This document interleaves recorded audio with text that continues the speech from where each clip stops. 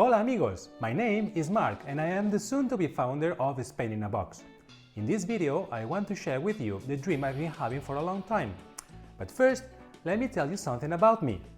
I love food, all kind of food, but especially Spanish food.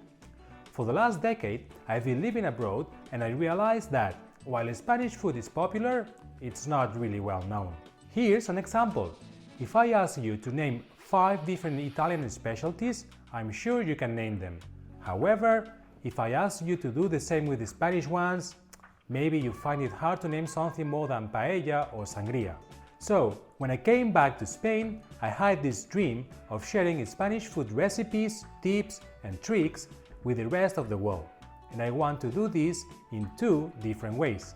First, with content, being videos here in YouTube, Instagram posts and TikTok videos. Let's see how that goes. Secondly, creating Spain in a box.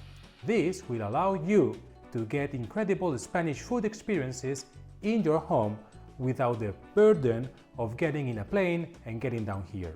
But if you want to do that, by all means, please do so. It's awesome here. Now that you know my dream and vision, why don't we start with the first step into the Spanish food awesomeness? ¡Vamos!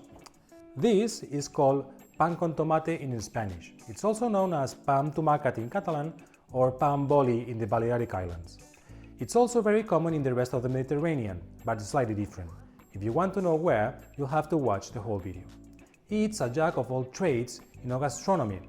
It's a must for a quick supper or unannounced cheeky visits for lovely friends. For this recipe, all you're going to need is bread. French bread or sourdough bread is better than a white bread. Tomatoes, well, obviously, those who come with a little tiny branch would work great. Here's a little tip. The more ripe they are, the better. You'll get more flavor out of the tomatoes. Finally, you need some olive oil and some salt. The olive oil should be extra virgin. While the bread is toasting, we're going to grate the tomatoes. I remember my mother telling me to cut the tomatoes in this specific way. I wonder if it makes any difference. Okay.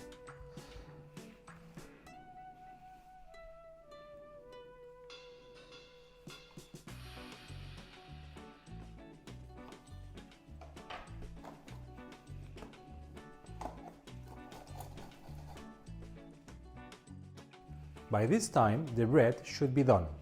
Now, for the original one, we cut in half a tomato, we rub it up and down, we pour some olive oil, and listo. Now, you remember we grated some tomatoes? Well, it's their time to shine.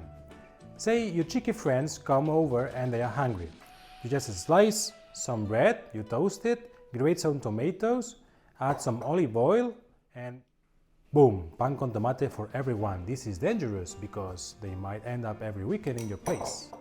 Finally, for the creative version of the recipe, I'm basically skipping the last step.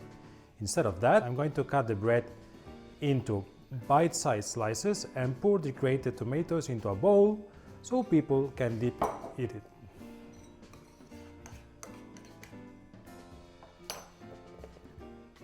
If you made it till here, thank you. I'm sure you have realized that this recipe is similar to a bruschetta italiana, although they dice the tomatoes instead of grating them, or a Greek tacos. Please do not mix it with dracos unless you want some hot surprise. But the whole Mediterranean gastronomy is full of coincidences and different names for the same things, and I find that amazing. Anyway, thank you for watching.